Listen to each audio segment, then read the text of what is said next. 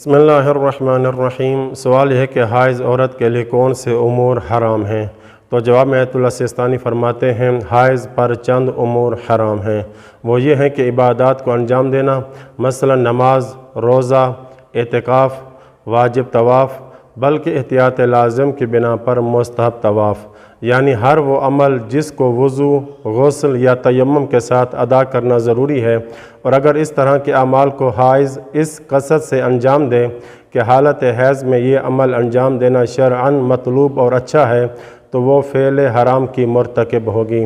لیکن ان عبادات کو انجام دینے میں حرج نہیں ہے جن میں وضو، غسل اور تیمم کی ضرورت نہ ہو، جیسے نماز میت وغیرہ، اور دوسری وہ چیزیں بھی حائض والی عورت پہ حرام ہیں جو ایک مجنب شخص پر حرام ہوتی ہیں۔